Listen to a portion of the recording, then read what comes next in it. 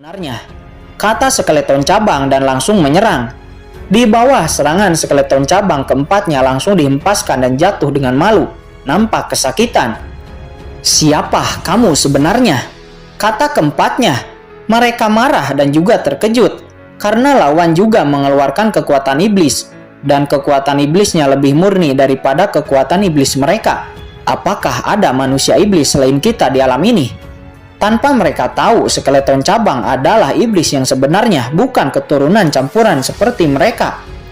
Cepat jalankan larangan formasi pembangkitan, kata Sang Wuji. Segera kelimanya membentuk segel mengaktifkan larangan formasi. Cahaya rune yang menyilaukan bersinar di dinding-dinding batu. Sebuah aura hitam iblis mengumpul dan langsung mengalir masuk ke dalam peti mati dengan ukuran besar. Apa sebenarnya yang ada di peti mati besar itu? Keempat peti mati kecil keluar 4 orang berbaju hitam ini. Lalu, apa yang ada di dalam peti mati besar itu? Qin-Chen mengerutkan kening. Jangan biarkan peti mati itu dibangkitkan, kata Qin-Chen. Dia dan skeleton cabang langsung menyerang untuk mengagalkan mereka. Namun Qin-Chen sudah terlambat. Energi iblis dari formasi terus mengalir ke dalam peti mati dan boom! Peti mati tiba-tiba terbuka. Sosok langsung keluar yang membawa aura busuk tetapi memancarkan aura kehancuran yang tak tertandingi, seolah-olah baru bangkit dari neraka dengan kekuatan yang tiada tandingannya. Senior Mokara, kata Sang Wuji. Dia dan 4 lainnya langsung membungkuk dan memberi hormat kepada iblis yang baru mereka bangunkan, yang mereka sebut Mokara. Iblis Mokara ini nampak setelah sekian lama dia baru bangun kembali. Dia sedikit bingung. Merasakan aura iblis Mokara ini, Qin-Chen sedikit putus asa, karena aura yang dikeluarkan iblis Mokara ini sangat kuat, jauh lebih kuat daripada ahli-ahli Martel Emperor yang pernah Qin-Chen lihat di kehidupan sebelumnya. Senior Mokara, orang-orang dari ras manusia ini baru saja ingin mengandalkan kami untuk membangkitkan senior. Tolong senior untuk mengambil tindakan dan menyerang mereka, kata Sang Wuji. Ras manusia. Iblis Mokara melihat Qin-Chen dan lainnya, dan di saat mendengar ras manusia disebutkan, tiba-tiba dia menjadi marah dan langsung meraung. Ini hanya raungan, tetapi raungan ini sangat menakutkan. Bahkan 5 orang San Wuji langsung dihempaskan. Darah keluar dari mulutnya. Yu Qiansu, Jiruyu, dan Shenxi juga nampak kesakitan. Darah keluar dari sudut mulutnya. Hanya Qin-Chen dan skeleton cabang yang tidak bergeming. Ini serangan sonik jiwa. Ini serangan yang cukup menakutkan. Gelombang suara langsung menyerang jiwa. Jika orang itu lemah atau martel sopin biasa, dia akan langsung dihancurkan. Kekuatan iblis Mokara ini seharusnya di atas skeleton cabang. Di saat gelombang suara sonik ini bergema, Qin-Chen dapat melihat seluruh susunan formasi larangan, dan dalam sekejap mata memahaminya. Bahkan sekarang Qin-Chen dapat menghancurkan formasi ini dan keluar dari kamar batu ini. Akan tetapi untuk saat ini Qin-Chen tidak melakukannya. One Day Pin Art. Pertama-tama Qin-Chen membentuk penghalang jiwa untuk melindungi Yu Qiansu, Shenxi, dan Jiruyu dari gelombang suara sonik ini. Walaupun tubuh fisik alami dan pertahanan ketiganya sangat kuat, akan tetapi jiwanya tidak akan kuat menahan serangan gelombang suara sonik jiwa ini. Di sisi lain, Sang Wuji dan 4 lainnya nampak sudah kewalahan, hampir tidak mampu bertahan di bawah gelombang sonik ini. Senior Mokara, tolong hentikan. Kami yang telah menyelamatkanmu. Ya, senior, tolong hentikan, kata Sang Wuji dan ke-4 lainnya. Mereka berkata bersamaan. Saat ini Qin-Chen juga memuntahkan darah. Jika Qin-Chen hanya sendiri, dia akan baik-baik saja. Tapi kekuatan jiwa Qin-Chen dibagi untuk melindungi Yu Qiansu, Shenxi, dan Jiruyu. Alhasil dia juga terluka. Namun ini hanya luka kecil, tidak akan mempan kepada tubuh suci abadi yang telah naik level ke tingkat 7. Saat ini Qin-Chen akan segera menyerang balik. Bukan kebiasaan Qin-Chen yang diserang tetapi tidak melawan. Namun di saat Qin-Chen akan menebaskan pedang karat, tiba-tiba skeleton cabang menghentikannya. Tuan, tunggu sebentar, kata skeleton cabang. Segera Qin-Chen menghentikan serangannya. Lalu setelah itu skeleton cabang langsung datang ke hadapan iblis Mokara ini. Gajaro Sing Murutu, kata skeleton cabang. Dia berkata bahasa aneh yang membuat Qin-Chen heran. Namun mendengar ini, iblis Mokara tiba-tiba seperti terbangunkan dan kemudian berkata dengan bahasa aneh juga, "Hulumasuh Takairo." Selanjutnya skeleton cabang dan iblis Mokara berbincang dengan bahasa aneh ini. Melihat itu semua orang nampak heran, apalagi Sang Wuji dan 4 lainnya, mereka nampak terkejut. Apa yang terjadi? Mungkinkah orang bertopeng itu sedang berkomunikasi dengan iblis dari zaman kuno ini? Kelimanya benar-benar heran dan terkejut, namun kelimanya memiliki firasat jelek. "Senior Mokara, jangan dengarkan omong kosong orang itu," kata Sang Wuji. "Kalian berlima orang yang mengaku-ngaku sebagai anggota klan ras iblis. Senior Mokara, jangan dengarkan mereka," kata skeleton cabang.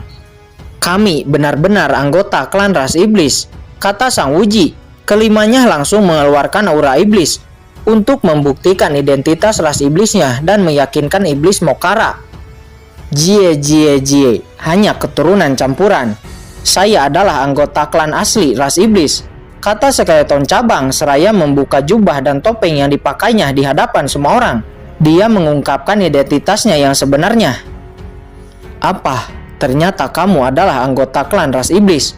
Kelima Sang Wuji nampak terkejut. Mereka baru mengerti mengapa skeleton cabang tidak takut dengan kekuatan iblis mereka di pertarungan sebelumnya. "Senior Mokara, tolong percayalah kepada kami. Kami benar-benar adalah orang yang menyusun formasi kebangkitan ini dan membangkitkan Anda," kata Sang Wuji. Dia dan 4 lainnya terus menjelaskan dengan panik. Sesaat skeleton cabang mengirim transmisi suara kepada Kinchen untuk mengendalikan formasi larangan, dan dia sendiri akan menipu iblis Mokara. Segera Kinchen mengendalikan formasi larangan. Formasi ras iblis seperti ini Kinchen sudah banyak melihat di ibu kota selatan kuno, rawa kematian hitam, alam rahasia iblis surgawi, dan warisan pedang iblis. Jelas Kinchen dapat dengan mudah mengendalikan formasi seperti ini. "Senior Mokara, ini adalah anak yang membantu saya mengendalikan formasi larangan dan membangkitkan Anda," kata skeleton cabang. "Senior Mokara, kamilah yang telah membangkitkanmu," kata Sang Wuji. Dia dan 4 lainnya semakin panik. "Mati!" Mokara langsung meraung, kehilangan kesabarannya dan langsung mengguncang sosoknya, lalu menyerang Sang Wuji.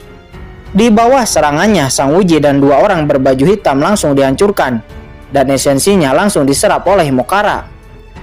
Jie, sisakan 2 untukku," kata skeleton cabang. Dia langsung mengguncang sosoknya, muncul di hadapan Penatua Wei dan Yue Zhongkui, menghantam keduanya lalu menyerap esensi darah keduanya. Melihat ini, Chen Xixi dan Jiruyu nampak ngeri. Ini kali pertama mereka melihat wajah asli dari skeleton cabang. Adapun Kinchen, dia menghela napas dalam-dalam. Pada awalnya dia ingin mengendalikan Sang Wuji dan menanam segel penghancur jiwa untuk mengetahui berita tentang istana berkabut dan orang berbaju hitam lainnya. Akan tetapi situasinya sekarang berubah. Yang paling penting sekarang adalah mengendalikan iblis Mokara ini agar tidak menyerang. Kinchen memiliki perasaan sangat sulit untuk bisa mengalahkan iblis Mokara ini. Mungkin Kinchen juga tidak memiliki kemampuan untuk bisa yakin mengalahkan iblis Mokara, kecuali jika Kinchen mengaktifkan kembali kekuatan misterius yang ada pada pedang karat dan mengendalikan kuali kuno penekan iblis dengan ekstrim dan bertarung mati-matian dengan Mokara. Mungkin Kinchen ada sedikit harapan untuk menang. Oleh karena itu, jika ada cara lain, Kinchen tidak ingin sampai benar-benar bertarung dengan iblis Mokara ini. "Dia ras manusia, nampaknya enak," kata iblis Mokara. Setelah menelan esensi Sang Wuji dan 2 lainnya, wajah iblis Mokara memancarkan ekspresi kenikmatan. Dan sekarang tiba-tiba matanya memandang Jiruyu, Chen Xixi dan Yukiansu dengan haus darah. Segera sosoknya melesat dengan sebuah cakar hitam tajam di tangan. Dia ingin merobek ketiga Yukiansu. "Senior Mokara, berhenti," kata skeleton cabang. Dia langsung melesat dengan tombak hitam. Cakar Mokara dan tombak hitam skeleton cabang bertabrakan. Nampak skeleton cabang kalah dalam tabrakan. Terhempas, tubuhnya dengan keras menabrak dinding batu di belakang. "Kamu berani menghentikanku?" kata iblis Mokara seraya menatap dingin ke arah skeleton cabang. Mereka memiliki hubungan baik dengan klan kita, dan mereka bertiga juga memiliki banyak jasa untuk proses pembangkitanmu. Tidak boleh dibunuh, kata skeleton cabang. Namun iblis Mokara tidak peduli, dia tetap ingin menerkam ketiganya.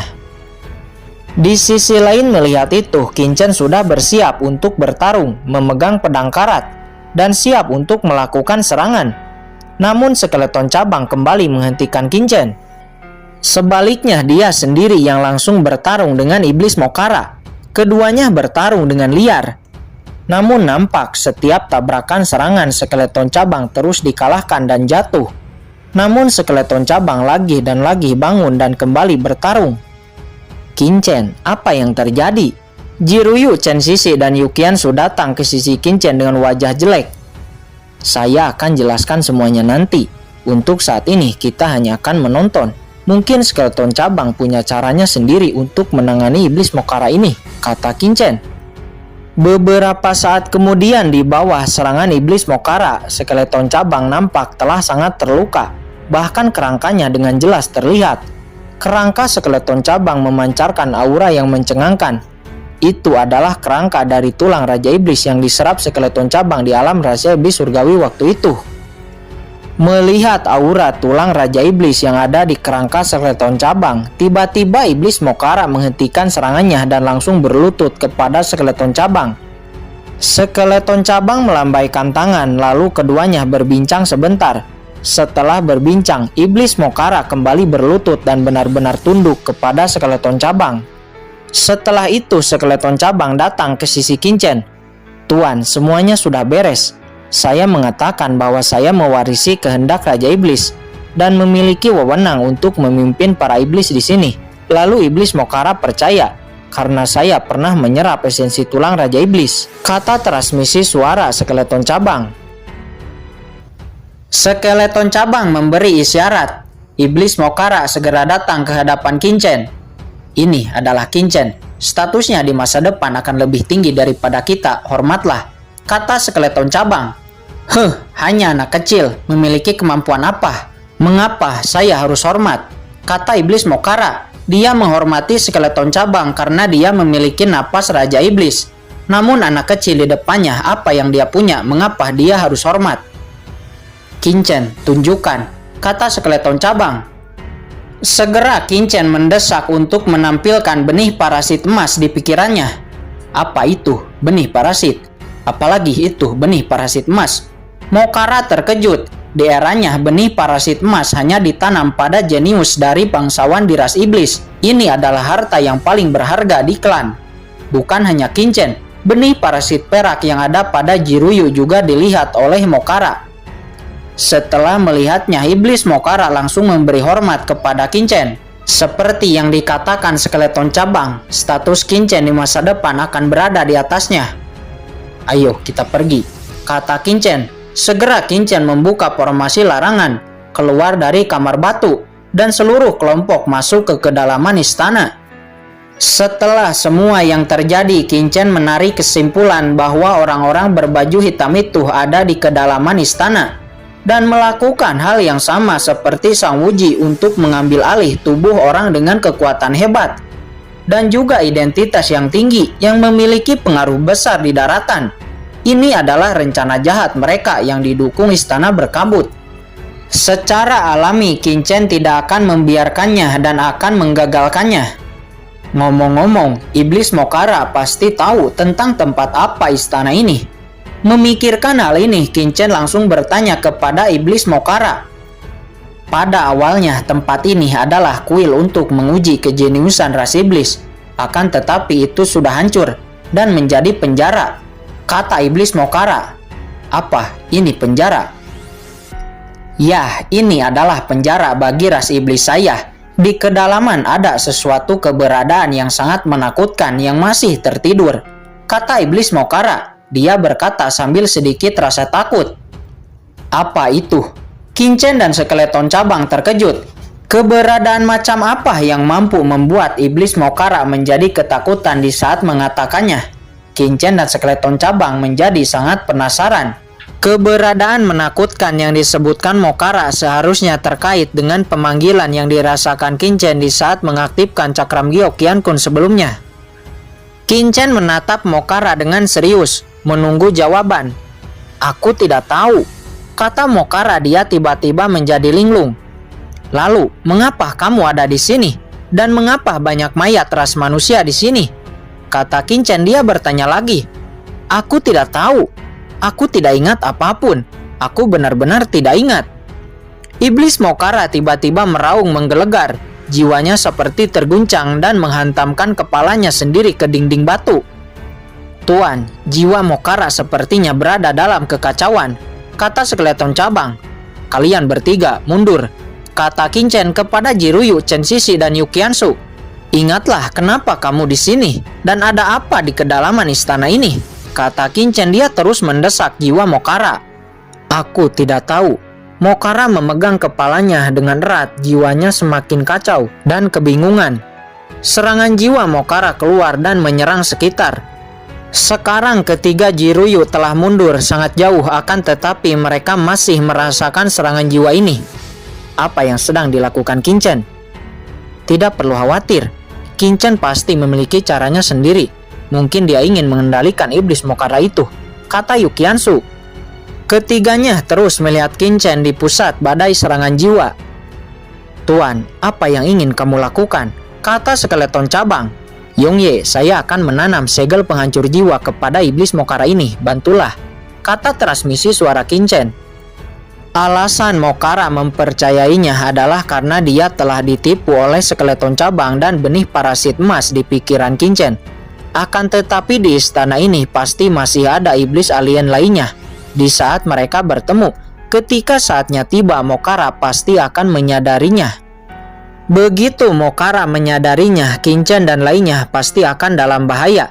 Sebenarnya kekuatan jiwa Mokara sangat kuat, tidak mungkin bagi Kinchen untuk memperbudaknya. Namun sekarang jiwa Mokara dalam kekacauan. Kinchen langsung memanfaatkan kesempatan bagus ini untuk menanam segel penghancur jiwa. "Apa, Tuan ingin memperbudak Mokara? Apakah Tuan benar-benar bisa melakukannya?" gumam skeleton cabang. Dia sedikit tidak percaya karena dia tahu kekuatan jiwa Mokara cukup menakutkan. "Kenapa kamu diam? Cepat lakukan," kata Kinchen. Segera skeleton cabang mengeluarkan kekuatan jiwanya dan menusuk seperti jarum langsung menerobos ke dalam jiwa Mokara. "Apa yang kamu lakukan?" kata Mokara. "Mokara, jiwamu rusak dan kamu sedang dalam kekacauan. Sepertinya ada sesuatu yang menyegel ingatanmu. Buka jiwamu. Aku akan menghancurkan segel itu," kata skeleton cabang. Segera kekuatan jiwanya mendobrak dan merobek pertahanan jiwa Mokara.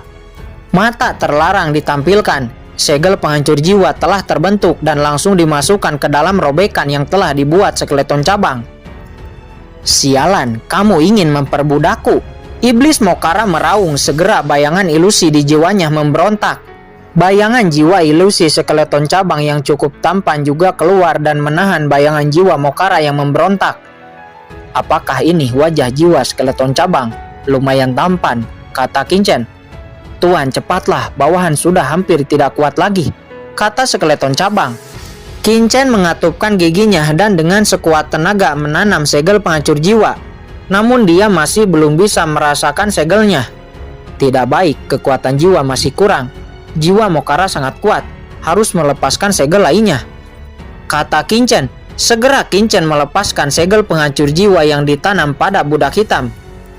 Segera hubungan segel jiwa Kinchen dan budak hitam langsung terputus. Setelah itu kekuatan jiwa Kinchen penuh. Segel penghancur jiwa langsung melekat di jiwa iblis Mokara dan sukses. Namun tiba-tiba serangan balik jiwa memukul jiwa Kinchen, membuat Kinchen sedikit memuntahkan darah. Iblis Mokara yang bertarung jiwa dengan skeleton cabang tiba-tiba matanya menjadi tenang dan langsung membungkuk kepada Kinchen. "Tuan," kata iblis Mokara dengan tunduk. "Apa, Tuan benar-benar berhasil?" Skeleton cabang terkejut. Chen Xixi langsung meraih Kinchen yang terhuyung-huyung memuntahkan darah. Chen Xixi, Jiruyu, dan Yu Qiansu menatap Kinchen dengan gugup dan cemas.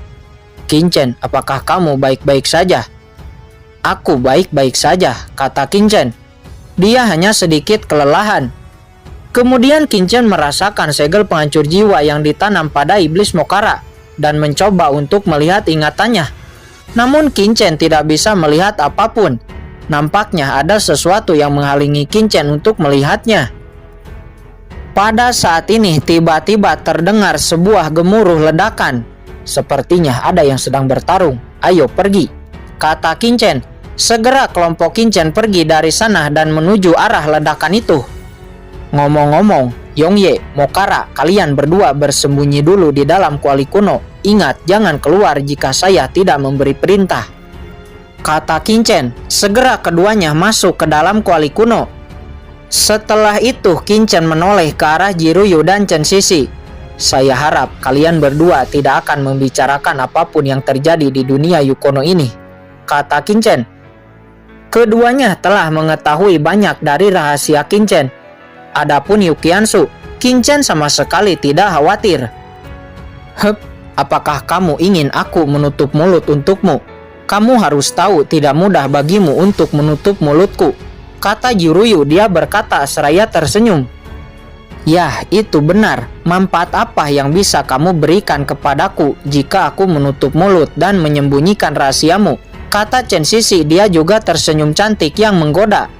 Qinchen tertegun, sedikit sakit kepala, lalu berkata, apa yang kamu inginkan? Bagaimana jika mengabdikan hidup untukku, kata Jiruyu. Qinchen terkejut. Kamu pewaris keluarga Ji, apakah tidak memalukan bagimu, kata Qinchen. Kenapa? Apakah kamu tidak setuju, kata Jiruyu. Kalau begitu, aku terpaksa setuju, kata Qinchen dengan sedikit terpaksa. Melihat itu Jiruyu cemberut. Melihat Jiruyu cemberut dan akan marah, Qinchen langsung meraih pinggang Jiruyu lalu memeluknya. Jiruyu canggung dan gugup. Kenapa? Apakah kamu tidak suka mengabdikan hidup? Bukankah itu artinya kamu akan menjadi wanitaku? Qinchen tersenyum aneh. Itu tidak dihitung, kata Jiruyu. Lalu, bagaimana denganmu? Apa yang kamu inginkan? Jangan bilang kamu juga ingin mengabdikan hidup untukku juga, kata Qinchen kepada Chen Xixi. Kenapa tidak? Kata Chen Xixi. Dia berkata sambil tersenyum sangat cantik. Dia mengambil langkah maju dan berinisiatif langsung memeluk Qinchen. Melihat Chen Xixi tidak terkendali, Qinchen hampir tidak tahan. Chen Xixi memancarkan senyum yang sangat menggoda, menusuk langsung ke dalam mata Qinchen. Oke, sudah, jangan menggodaku lagi. Baiklah, aku menyetujuinya. Beberapa saat kemudian, Qinchen dan 3 wanita cantik telah sampai di lokasi ledakan. Terlihat di sebuah aula besar nampak dipenuhi banyak binatang alien. Binatang-binatang ini sedang mengepung beberapa orang. Apa, banyak sekali binatang sumber di sini, gumam Qinchen. Qinchen, apa yang harus kita lakukan sekarang, kata Yukiansu. Qinchen tertegun sejenak. Dia sebenarnya tidak takut dengan binatang-binatang sumber ini. Akan tetapi ketiga Yukiansu mungkin tidak akan baik-baik saja. Tuan, ini vitamin buat kami, kata skeleton cabang. Dia berkata dari kuali kuno. Binatang-binatang sumber itu sangat baik untuk meningkatkan kekuatannya. Dia dan Mokara nampak bersemangat. Kalian bertiga, tunggulah di sini, dan aku akan masuk ke dalam, kata Qinchen. Qinchen, apakah kamu akan masuk sendirian? Yukiansu, Chen Xixi, dan Jiruyu saling memandang. Nampak ketiganya sangat cemas. Tidak, itu sangat berbahaya. Kami tidak akan mengizinkanmu untuk masuk sendirian. Saya sama sekali tidak takut dengan binatang-binatang itu. Apalagi sekarang ada sekelompok seniman bela diri dari dunia kita yang sedang dikepung binatang-binatang ini. Sebagai ras manusia, kita harus saling tolong-menolong, kata Qinchen. Kalau begitu, kami juga akan pergi bersamamu. Ketiganya serentak berkata. Tidak, aku memiliki skeleton cabang dan iblis Mokara. Saat situasinya terdesak, mereka berdua akan keluar untuk membantu. Tetapi jika kalian bertiga ikut, itu malah akan lebih merepotkanku, kata Qinchen. Setelah mengatakan ini, segera Qinchen masuk ke dalam. Yukiansu, Chen Xixi, dan Jiruyu tidak bisa berkata-kata lagi. Mereka hanya bisa mengatakan, Qinchen, hati-hati. Saat ini di tengah-tengah binatang alien, terlihat ada beberapa orang. Orang-orang ini berasal dari Bloodline Holy Land di Wuyu, salah satu kekuatan pengaruh besar. Di antara mereka ada orang suci dari Bloodline Holy Land yang bernama Jia Lili. Dan juga ada seorang penatua tertinggi yang bernama Yue Chaolun. Saat ini wajah mereka nampak putus asa, terus berlindung di dalam formasi besar dan dikelilingi binatang alien yang tak terhitung jumlahnya. Saat ini Yue Chaolun nampak sedang terluka. Matanya memandang ke satu sisi, yang dimana di sana ada sebuah formasi hitam. Di dalam formasi hitam nampak ada orang berbaju hitam. "Kamu sebenarnya siapa?" kata Yue Chaolun. Seperti yang dilakukan Sang Wuji, dia juga datang ke sini karena ditipu oleh ahli martial sovereign dari Bloodline Holy Land yang kepemilikan tubuhnya sudah diambil. Setelah sampai di sini, dia dijebak dan diserang secara diam-diam oleh orang berpakaian hitam itu. Dan orang itu berusaha ingin menduduki tubuhnya. Untungnya Yue Chaolun memiliki sebuah harta langka yang melindunginya. "Siapa aku? Kamu tidak perlu tahu. Saya tidak menyangka kultivasimu hampir menyentuh setengah langkah Martial Emperor. Dan juga memiliki harta langka yang melindungimu. Tapi itu bagus. Karena sebentar lagi tubuhmu akan aku miliki," kata orang berbaju hitam itu. Dia menyeringai seraya menjilat jarinya dengan wajah menakutkan. Saat ini wajah Yue Chaolun sangat pucat. Dia memikirkan murid-murid Bloodline Holy Land dan juga Jia Lili yang merupakan orang suci Bloodline Holy Land yang saat ini juga terjebak bersamanya. "Jia Yiyi, kamu kesini," kata Yue Chaolun. "Tuan Yue Chaolun, apakah Anda memanggil saya?" kata Jia Yiyi seraya berjalan mendekat. Jia Yiyi ini adalah seorang wanita yang sangat cantik. Tidak hanya cantik, dia juga sangat tenang bahkan di posisi terdesak seperti ini. "Jia Yiyi, formasi ini tidak akan bertahan lebih lama lagi. Jika formasinya hancur, saya akan menahan binatang-binatang ini. Kamu larilah sejauh mungkin keluar dari istana ini. Ingat, jangan menoleh ke belakang. Dan setelah itu jangan percaya kepada siapapun, bahkan kepada saya," kata Yue Chaolun dengan sungguh-sungguh. Satu-satunya orang yang sangat ia pedulikan adalah orang suci Jia Yiyi. "Tidak, Tuan Yue Chaolun. Aku tidak akan melarikan diri, walaupun akhir kita akan mengenaskan. Tapi aku tidak ingin hidup sendiri. Aku ingin bersama dengan kalian semua," kata Jia Yiyi. "Kamu," Yue Chaolun kesal. "Tuan Yue Chaolun, jangan khawatir. Walaupun aku adalah orang suci Bloodline Holy Land, tapi aku bukan satu-satunya pewaris di Bloodline Holy Land. Masih banyak orang yang lebih cocok untuk mewarisi Bloodline Holy Land. Jika saya pergi untuk melarikan diri, masih layakkah saya menjadi orang suci?" kata Jia Yiyi. "Jia Yiyi, kamu," Yue Chaolun kesal. Namun dia tidak berkata lagi karena dia tahu Jia Yiyi ini sangat keras kepala. Jika dia sudah mengatakan itu, maka dia tidak akan berubah pikiran. "Kalau begitu, saat formasinya rusak, kita akan melawan sampai tetes darah terakhir," kata Yue Chaolun. Dia mengatupkan giginya. Dia lebih baik mati daripada diduduki orang berpakaian hitam itu.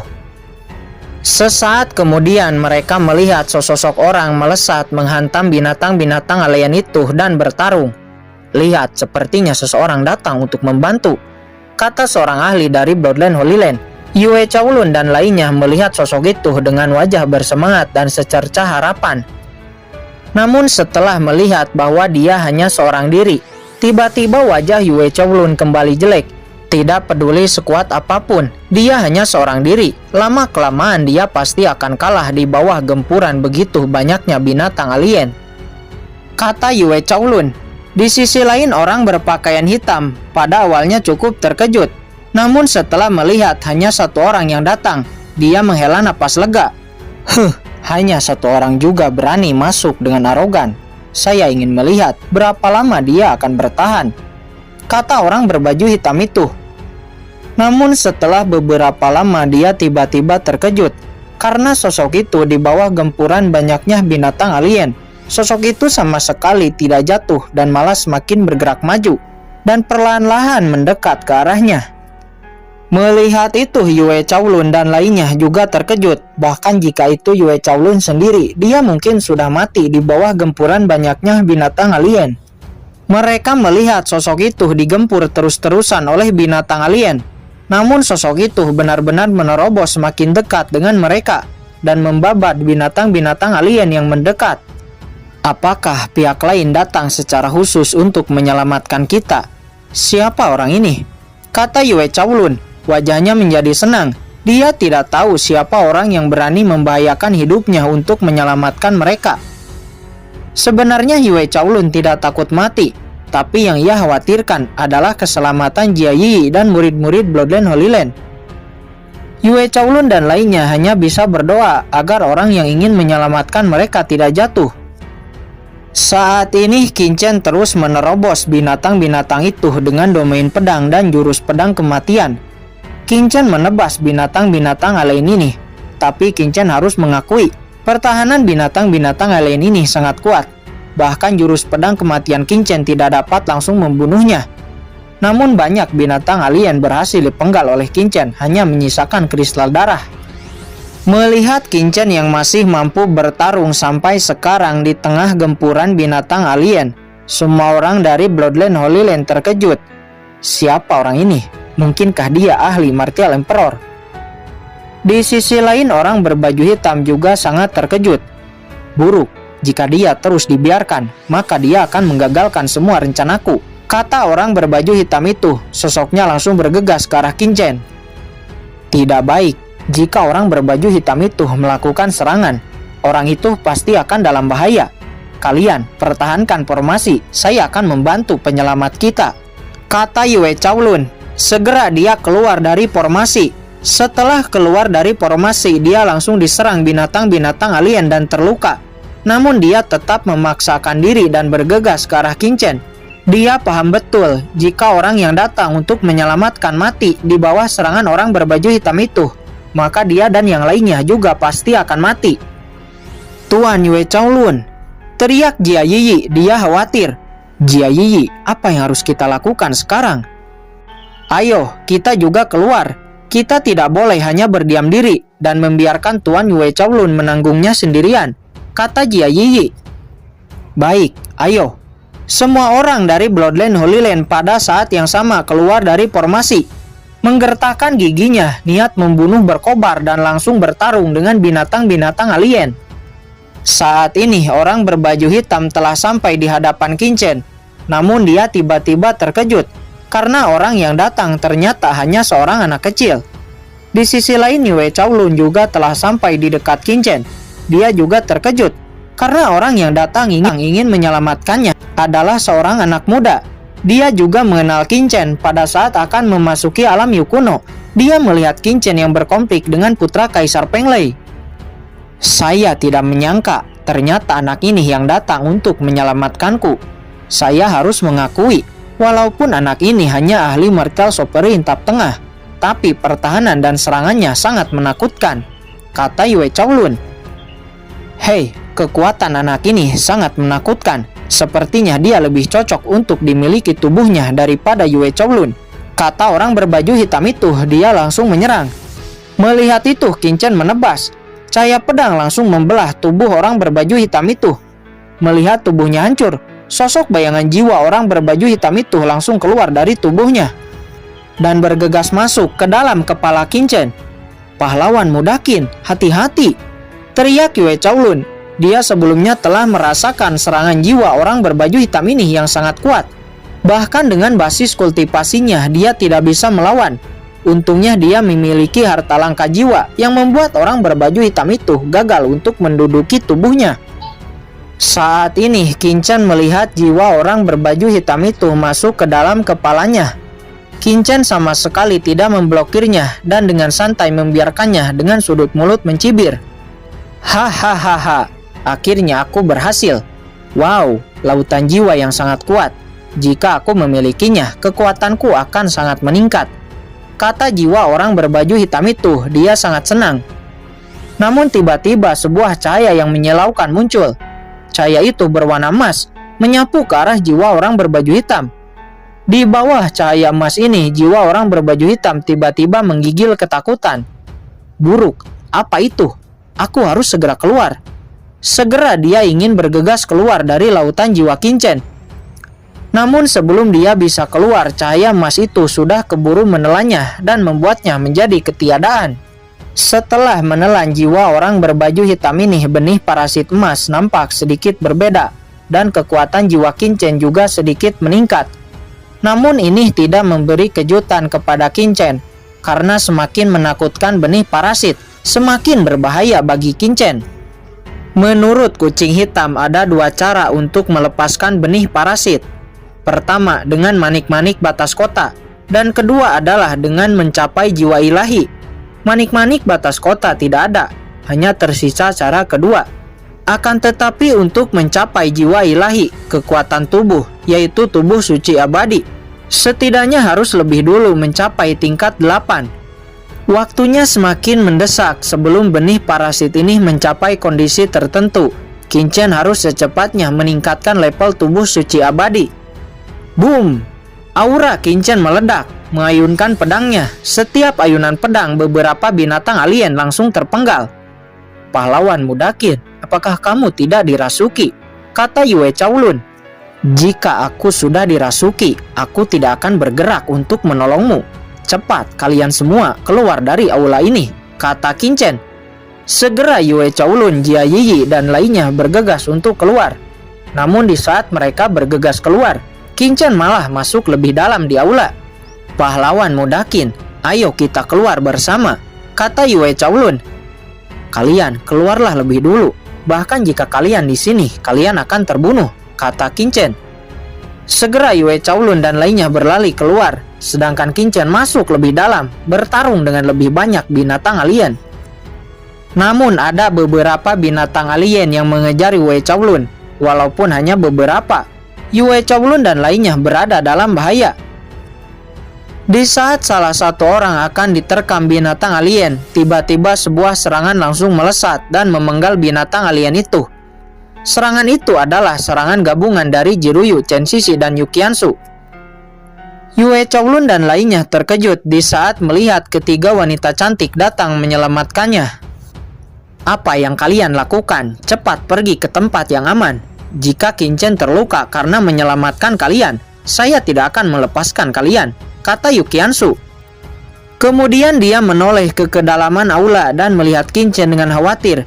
Jiruyu dan Chen Shishi juga memandang ke arah Qin-Chen dengan khawatir.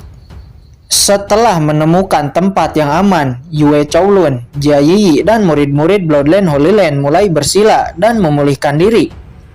Saat ini mereka semua luka parah. Untungnya Bloodline Holy Land sangat kaya. Setiap orang memiliki pil obat dan harta penyembuhan yang membuat pemulihan diri mereka menjadi semakin cepat.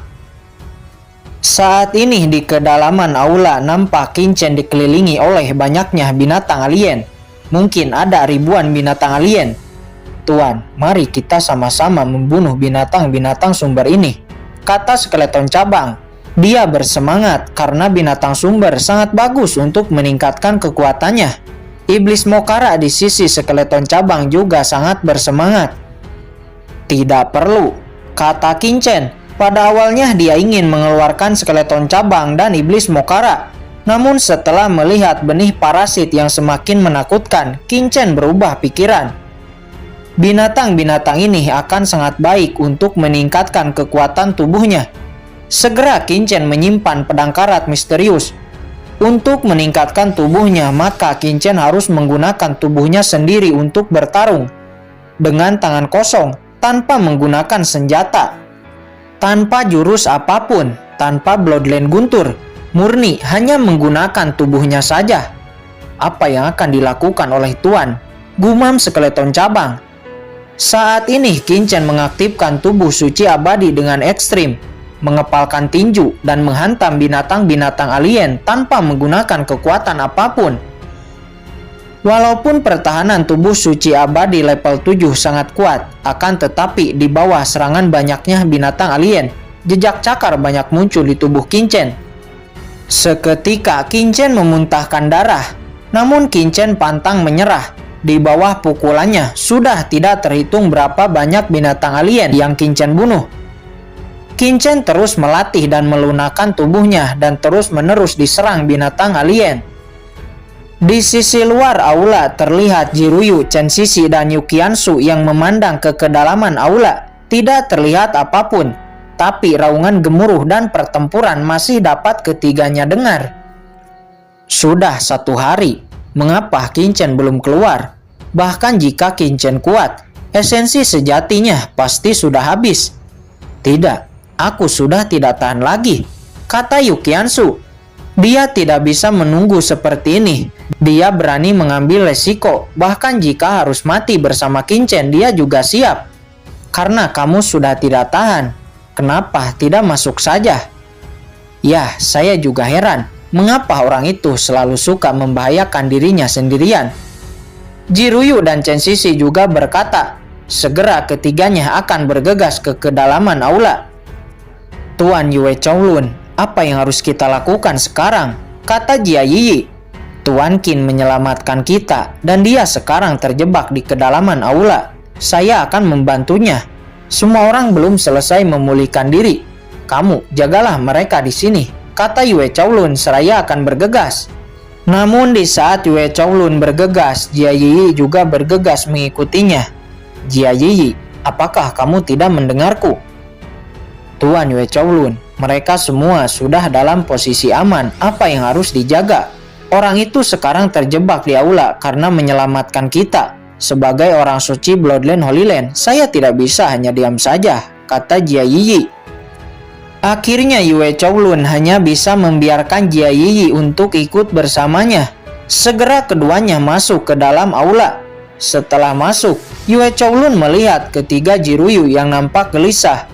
Dan di kedalaman aula, samar-samar dia melihat Qinchen yang bertarung tanpa menggunakan kekuatan apapun, hanya menggunakan tubuhnya. Mungkinkah Tuan Qin sedang berlatih? Ya, itu jelas sedang mengasah sesuatu, kata Yue Chowlun. Apa? Tuan Qin berlatih? Tetapi dia berlatih dalam situasi hidup dan mati. Luar biasa, kata Jia Yiyi. Dia terkejut. Sesaat Yue Chowlun melihat Jiruyu, Chen Shishi, dan Yukiansu yang akan maju ke kedalaman aula. Lalu Yue Chowlun menghentikan ketiganya.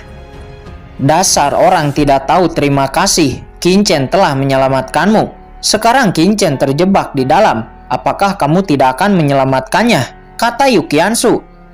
Ketiganya, bukannya saya menghentikan ketiganya. Tapi sepertinya saat ini Tuan Qin sedang dalam pencerahan tiba-tiba. Jika kalian maju seperti ini, kalian hanya akan menghancurkan pencerahannya. Tolong pikirkan lagi, kata Yue Chowlun. Pencerahan tiba-tiba? Ya, dengan kemampuan Tuan Qin, dia dapat dengan mudah keluar, tetapi dia tidak melakukannya. Saya menduga bahwa dia sedang mengasah kekuatannya dan berada dalam pencerahan, kata Yue Chowlun. Dia sangat yakin Qinchen sedang menggunakan binatang alien ini untuk mengasah kemampuannya. Ketiga Yukiansu melihat ke arah Qinchen dengan hati-hati dan mendapati Qinchen tidak mengeluarkan kekuatan apapun, bahkan pedang karat, skeleton cabang, dan iblis Mokara. Hal ini membuat ketiganya ragu dan mulai mempercayai apa yang dikatakan Yue Chowlun. Qinchen di situasi seperti ini, benarkah dia masih berkultivasi? Kata Yukiansu. Dia sedikit terkejut. Jiruyu dan Chen Shishi juga terkejut. Tiba-tiba mereka teringat pada saat di warisan pedang iblis. Qinchen yang pada awalnya mereka berdua remehkan dan dipandang sebelah mata, namun mampu mengaktifkan pedang dao tertinggi. Sekarang mereka tahu Qinchen hanya orang gila. Dihadapkan dengan banyaknya binatang alien, dia malah berkultivasi di dalam hidup dan mati. Bahkan jika jenius di Wuyu dihadapkan dengan situasi seperti itu, dia tidak akan memilih untuk berkultivasi. Pada saat ini, Qinchen mulai sadar dari pencerahannya dan merasakan tubuh suci abadinya meningkat. Sesaat Qinchen juga merasa bahwa tubuh suci abadi dan tubuh luar angkasa dapat disatukan. Namun ini belum waktunya. Pada saat ini, Qinchen juga merasa tinjunya semakin ganas. Dalam satu pukulan, beberapa binatang alien langsung jatuh, hanya meninggalkan banyaknya kristal darah. Tinju Qinchen menjadi sangat kuat. Melihat itu, binatang-binatang alien nampak ketakutan. Tiba-tiba salah satu binatang meraung, disusul kemunculan sebuah lubang. Semua binatang alien yang masih tersisa masuk ke lubang itu. Qin-Chen mengejarnya. Namun tiba-tiba lubang itu langsung tertutup kembali. Setelah itu Qin-Chen tidak mengejarnya. Saat ini dia sudah kelelahan karena pertempuran gila sebelumnya. Qin-Chen kemudian bersila dan mulai menyembuhkan luka-lukanya. Qin-Chen. Setelah binatang-binatang itu pergi, ketiga Yuqiansu datang ke sana. Di saat melihat Qin-Chen terluka dan berlumuran darah, mereka menjadi khawatir. Banyak sekali kristal darah. Apa? Banyak sekali kristal darah? Ada hampir 2000 kristal darah. Bagaimana ini bisa dilakukan? Dengan kata lain, Tuan Qin hampir membunuh 2000 binatang alien. Kata Yue Chaolun. Dia dan Jia Yi menghirup udara dingin, wajahnya terkejut. Kemudian keduanya mengumpulkan kristal-kristal darah itu untuk diberikan kepada Qin-Chen. Beberapa waktu kemudian Qin-Chen selesai memulihkan diri dan membuka matanya. Melihat itu, Yue Chaolun langsung memberi hormat dan bergerak maju. Tuan Qin, saya Yue Chaolun. Ini adalah Jia Yi. Kami semua berasal dari Bloodline Holy Land Wuyu. Kami semua sangat berterima kasih karena Tuan Muda Qin telah menyelamatkan kami. Saya, Yue Chaolun, seumur hidup tidak akan melupakannya, kata Yue Chaolun. Ternyata kamu adalah dari Bloodline Holy Land, kata Qin-Chen. Ya, Tuan Qin, saya adalah penatua dalam dari Bloodline Holy Land, kata Yue Chaolun. Oh, saya ingin tahu, penatua bagian apa Tuan Yue Chaolun ini?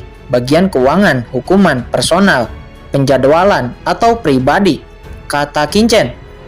Di kehidupan sebelumnya, Qin-Chen adalah penatua kehormatan dari Bloodline Holy Land. Qin-Chen memiliki kesan yang baik terhadap orang-orang dari Bloodline Holy Land. Mendengar pertanyaan Qin-Chen, Yue Chaolun dan Jia Yi cukup terkejut karena Qin-Chen mengetahui urusan penatua dalam Bloodline Holy Land. Ini sedikit tidak bisa dipercaya karena keluar dari mulut seorang bocah yang hanya berasal dari domain Papillon Pil bawah. Tuan Qin, saya adalah penatua pribadi. Kemudian Yue Chaolun mengeluarkan sebuah token. Ini adalah token penatua dalam saya. Di masa depan, jika Tuan Muda Qin membutuhkan bantuan saya, Tuan Muda Qin bisa menghubungi saya di Bloodline Holy Land manapun di domain bela diri. Saat itu, jika saya bisa melakukan yang terbaik, maka saya akan melakukan yang terbaik untuk Tuan Muda Qin, kata Yue Chaolun. Kemudian Qin-Chen mengambil token itu seraya tersenyum. Ngomong-ngomong, bagaimana Tuan Yue Chaolun bisa terjebak di sini, kata Qin-Chen. Kemudian Yue Chaolun menceritakan semua yang terjadi kepadanya. Saya tidak tahu siapa orang berbaju hitam itu, apakah Tuan Muda Qin mengetahuinya? Qin-Chen akan mengatakannya, namun karena ada banyak orang, Yue Chaolun memerintahkan murid-murid Bloodline Holy Land untuk pergi beristirahat di sekitar. Setelah itu kemudian Qin-Chen berkata, orang-orang berbaju hitam itu dari Istana Penegak Hukum. Apakah kamu yakin? Yue Chaolun dan Jia Yi terkejut. Ya, mereka memang dibawa oleh Istana Penegak Hukum. Akan tetapi mereka sebenarnya adalah orang-orang dari Istana Berkabut, kata Qin-Chen. Apa? Yue Chaolun dan Jia Yi lebih terkejut. Istana Berkabut samar-samar disebut sebagai pengaruh nomor 1 di daratan. Apa tujuan mereka melakukan ini? Kata Yue Chaolun. Teknik terlarang kepemilikan tubuh yang dipakai orang berbaju hitam itu sangat langka. Tidak sembarang manusia yang bisa melakukannya. Jika saya tidak salah, mereka juga adalah ras alien, kata Qin-Chen. Apa? Ras alien? Jika itu benar, berarti Istana Berkabut dan Istana Penegak Hukum berkolisi dengan ras alien. Ini masalah yang sangat serius. Apakah Tuan Muda Qin memiliki buktinya? Kata Yue Chaolun. Karena masih tidak ada bukti, makanya kalian berdua tidak boleh mengatakan hal ini kepada siapapun. Berpura-puralah dan selidiki kebenaran ini secara diam-diam. Setelah keluar dari alam Yukuno, terserah kalian mau mengatakannya kepada Tuan Bloodline Holy Land atau tidak, kata Qin-Chen. Untuk berjaga-jaga, Qin-Chen menetapkan sumpah surgawi kepada Yue Chaolun dan Jia Yi agar tidak mengatakan ini kepada siapapun. Ayo pergi. Segera kelompok Qin-Chen dan kelompok Yue Chaolun pergi lebih jauh masuk ke kedalaman istana. Mereka semua terus berjalan. Sepanjang jalan nampak Jia Yiyi terus memandangi Qin Chen secara diam-diam. Dia ingin mendekat namun tidak berani karena ada 3 wanita cantik di sisinya. Apalagi hubungan ketiganya dengan Qin Chen sepertinya lebih dari teman. Apalagi entah itu Jiruyu, Chen Sisi, dan Yu Qiansu, identitas dan status ketiganya tidak ada yang lebih lemah dari dirinya sendiri. Dia juga harus mengakui Qin Chen memang sangat tampan, apalagi bakatnya sangat menantang langit, pantas secara bersamaan disukai 3 wanita cantik. Di sisi lain melihat Jia Yiyi yang sepanjang jalan memandangi Qin Chen, Yue Chouwlun menghela napas dalam. Jia Yiyi adalah orang suci Bloodline Holy Land, cerdas, pintar, berbakat, cantik. Sangat sedikit laki-laki yang dapat dilirik olehnya. Tapi sekarang dia melirik Qin Chen. Yue Chouwlun juga memiliki kesan yang baik terhadap Qin Chen. Dia tidak pernah melihat seseorang dari identitasnya. Walaupun Qin Chen hanya dari papilun-pil bawah, tapi dia harus mengakui kemampuan dan bakat bawaan Qin Chen sangat menakutkan. Sementara, walaupun Jia Yiyi adalah orang suci Bloodline Holy Land, tetapi itu karena dia adalah anak dari wakil tuan Bloodline Holy Land Jia Sunbo. Akan tetapi Jia Yiyi bisa sampai ke titik ini itu juga karena usahanya sendiri. Sebenarnya masa lalu Jia Yiyi sangat tragis dan ibunya juga sudah mati. Dan Jia Yiyi selalu menyalahkan ayahnya Jia Sunbo atas kematian ibunya. Hal ini membuat Yue Chouwlun sangat prihatin kepada Jia Yiyi. Dan sekarang Jia Yiyi sepertinya menyukai Qin Chen. Yue Chouwlun pasti akan membantunya. Sesaat Qin Chen bertanya tentang garis keturunan Yue Chouwlun di Bloodline Holy Land. Kemudian Yue Chouwlun mengatakan, pada awalnya Bloodline Holy Land sangat berjaya. Namun 200 tahun yang lalu, Pu Qiankun, pemimpin Bloodline Holy Land menghilang tanpa jejak. Yang membuat reputasi Bloodline Holy Land turun drastis. Bahkan anggota-anggota di Bloodline Holy Land menjadi sangat kacau. Qin Chen tertegun, dia juga tahu tentang reputasi Pu Qiankun ini. Tidak menyangka dia juga telah jatuh. Apa yang sebenarnya terjadi? Mungkinkah dia dikepung lalu dibunuh? Atau mungkinkah dia juga dijebak? Sesaat Qin Chen menerima pesan dari Gu Chang dengan segel penghancur jiwa. Namun tempat ini sangat aneh, seperti ada kekuatan yang menghalangi Qin Chen untuk mengetahui lokasi Gu Chang. Namun Qin Chen merasakan bahwa martial sovereign Gu Chang ada di sekitar sini. Setelah beberapa lama maju ke kedalaman, kekuatan ilahi Qin Chen merasakan bahwa puluhan meter di depan ada banyak orang yang sedang berkumpul. Agar tidak menarik kecurigaan, Qin Chen menyuruh kelompok Yue Chouwlun untuk maju lebih dulu. Segera Yue Chouwlun, Jia Yiyi, dan lainnya bergerak maju. Jiruyu, Yu Qiansu, kalian juga maju lebih dulu. Baik.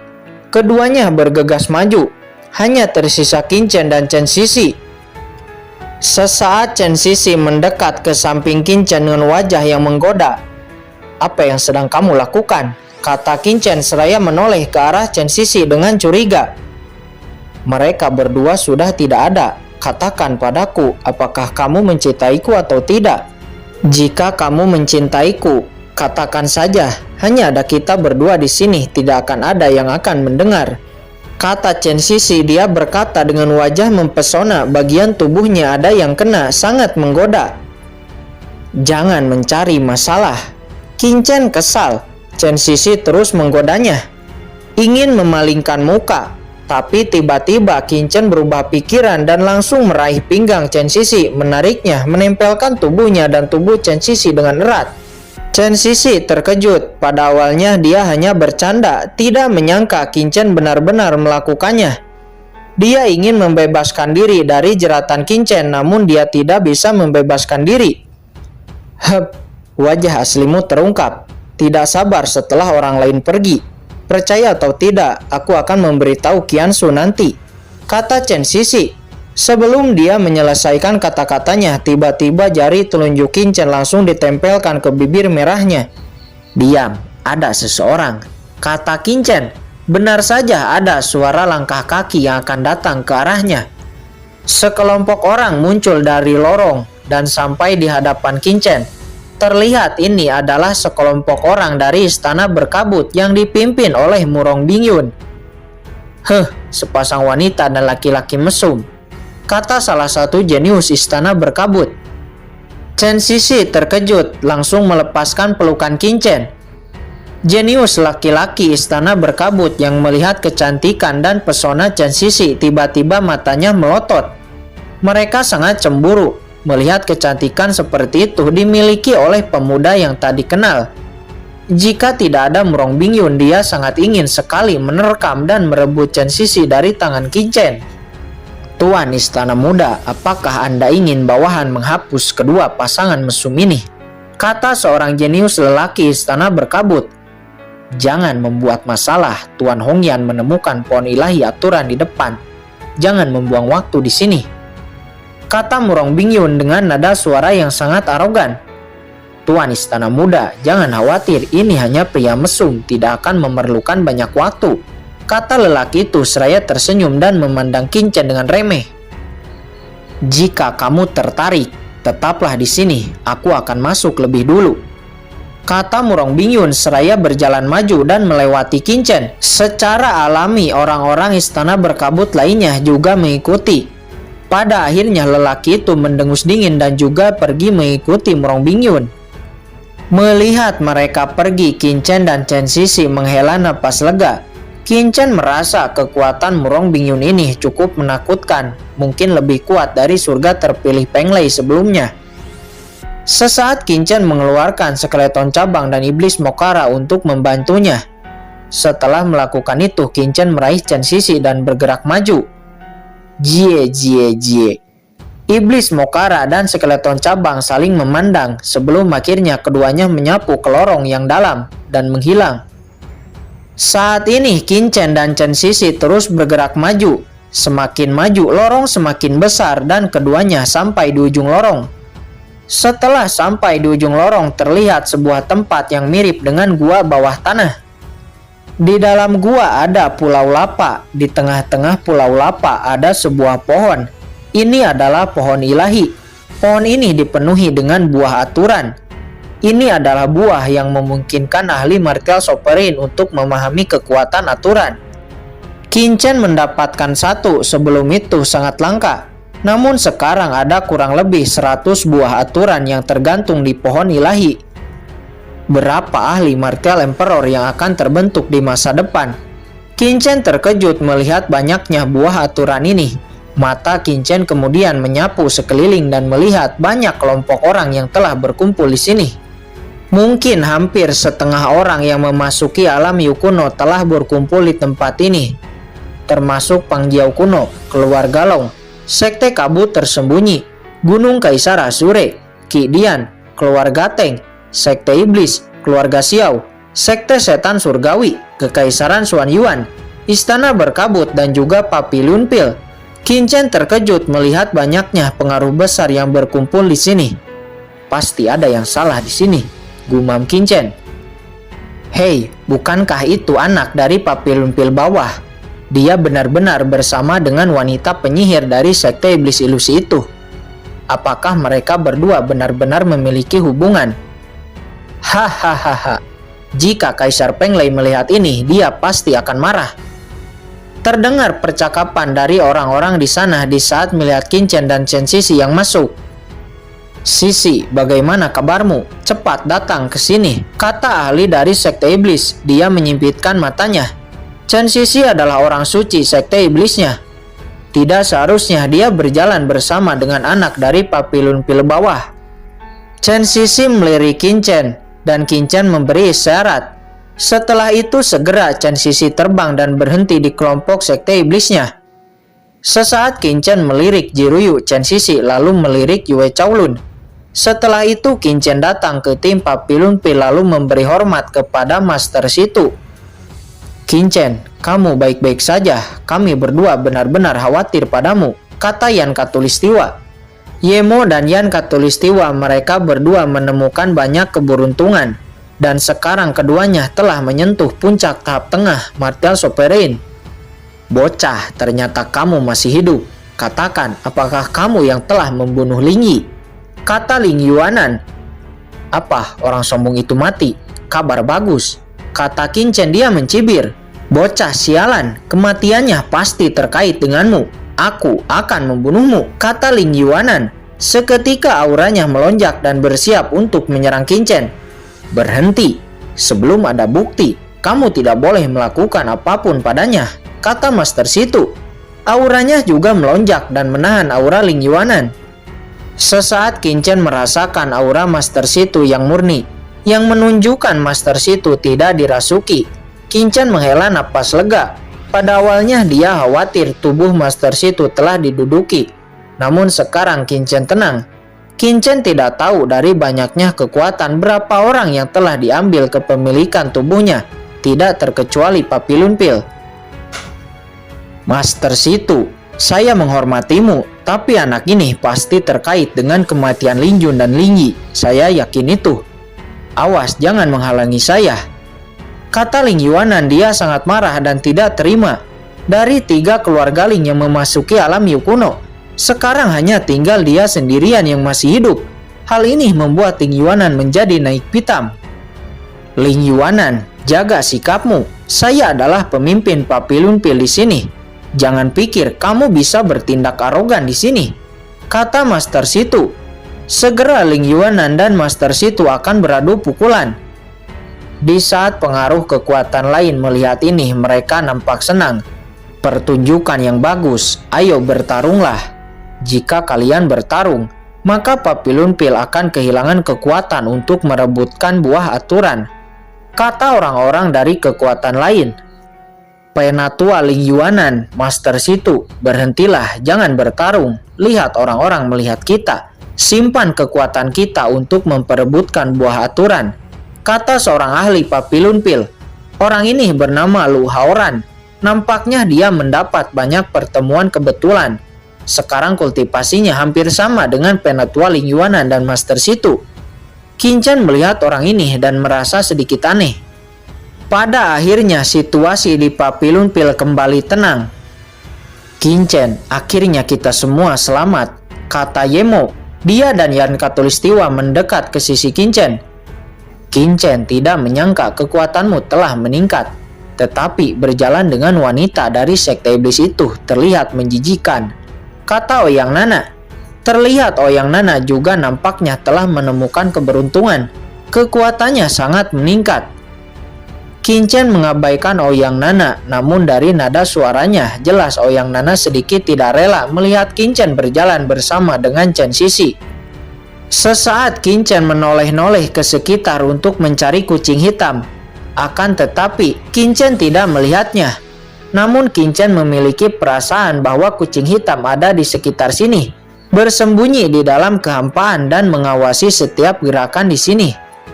Sesaat Qin juga menoleh ke arah Lu Haoran. Qin menduga Lu Haoran ini telah dirasuki oleh orang berbaju hitam. Namun itu hanyalah dugaan, karena Qin tidak dapat melihatnya, walaupun telah memindahnya. Qin juga melihat buah aturan. Buah aturan itu belum matang. Pantas semua orang masih berdiam diri di sini dengan damai. Namun dari napasnya Qin menduga buah aturan itu tidak lama lagi akan matang. Dari banyaknya pengaruh kekuatan yang ada di sini, jelas setelah buahnya matang, mungkin akan terjadi perang di sini. Beberapa saat kemudian sekelompok orang keluar dari lorong.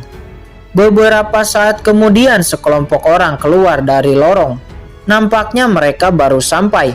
Kelompok orang ini berasal dari aula perangkat atau istana senjata, atau juga bisa disebut Kidian. Mereka dipimpin oleh seorang pria tua yang bernama Pei Lau. Di mana orang-orang keluarga Long dan kekaisaran Xuan Yuan, majulah ke hadapan saya, teriak Pei Lau dengan suara marah. Setelah dia masuk, dia langsung berteriak kepada semua pengaruh kekuatan yang ada di sana. Ada masalah apa?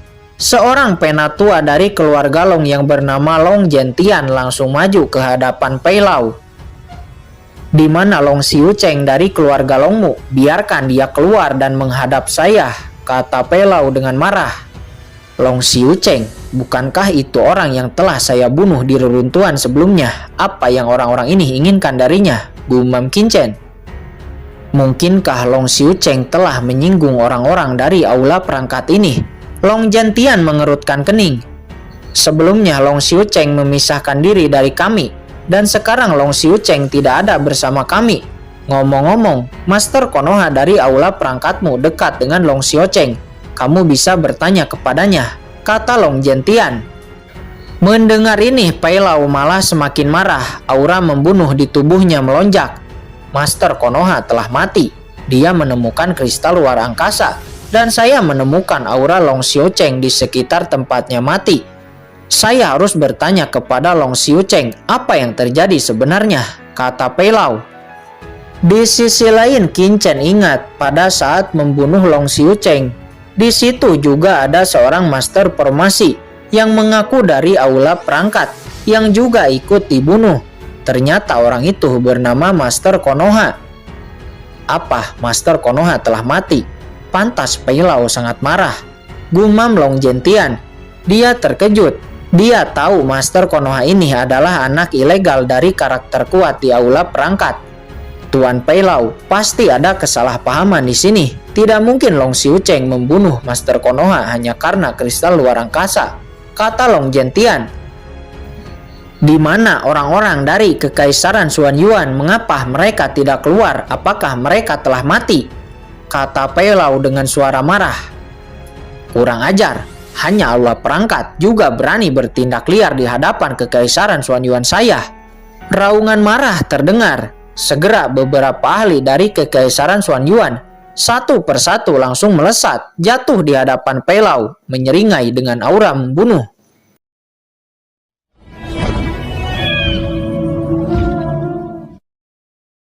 Oke guys, sudah dulu ya. Jangan lupa subrek biar lanjut terus ceritanya. Bagi yang sudah subrek, mudah-mudahan dimudahkan rezekinya. Mimin undur diri. See you next and goodbye.